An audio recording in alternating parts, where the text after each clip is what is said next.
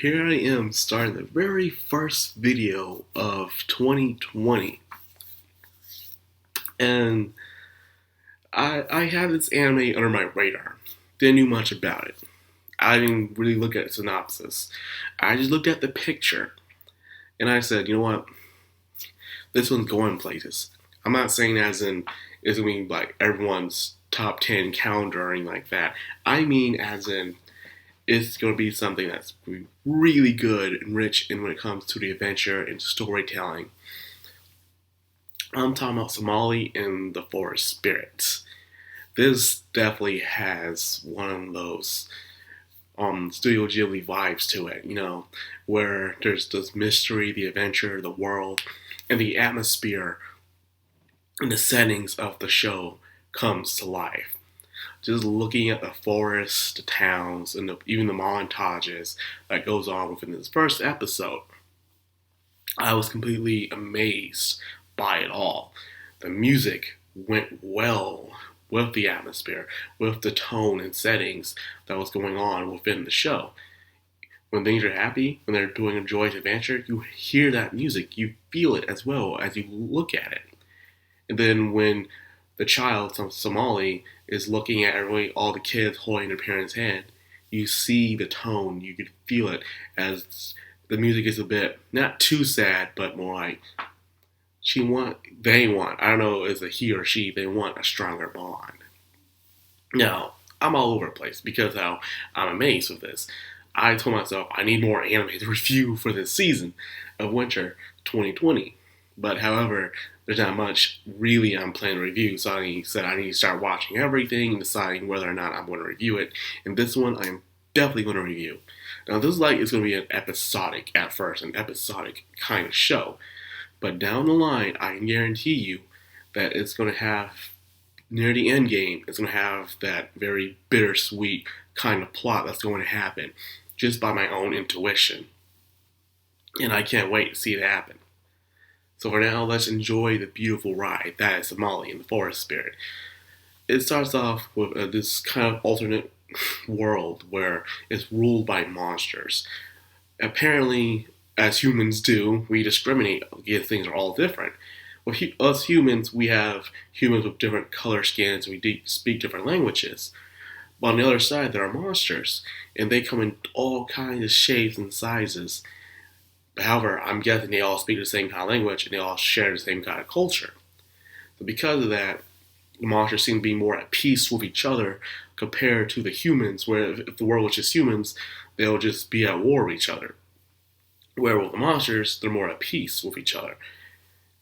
And I guess the humans are just so discriminatory and just wanting something to hate. So they start the flare of war.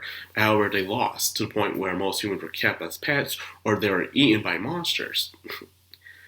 And in a way, you see that as the cow and chicken thing, just a dominant species eating another lesser form of a species. That's just how it is. And because of that, it was believed that all humans don't exist. They never seen a human, they never heard a human in a long time. And they never do find one. It's usually a pet or they're about to be eaten.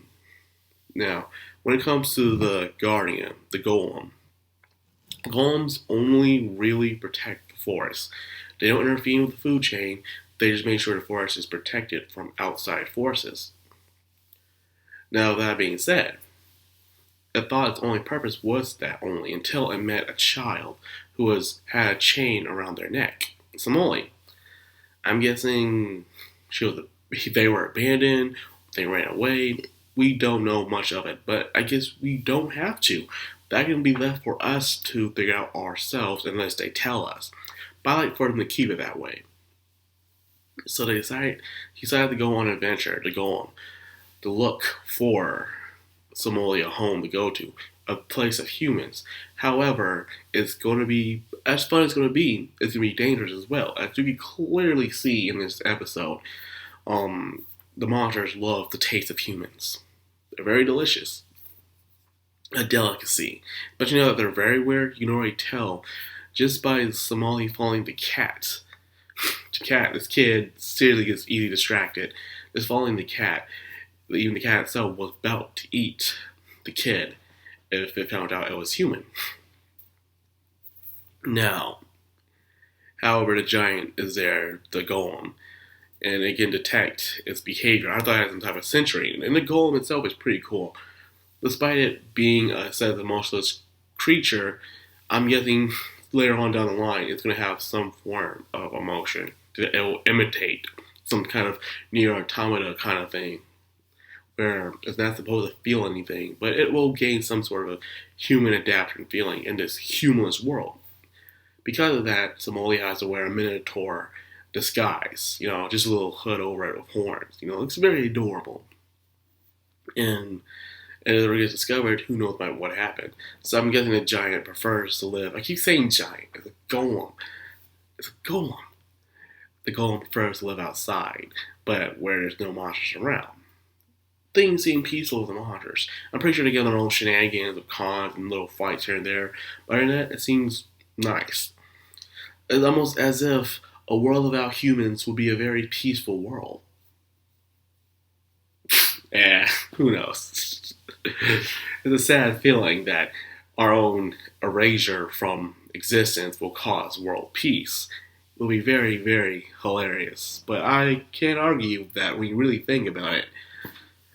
Well, anyway, this is all I got for right now. I am excited to see this. I like to see where this goes.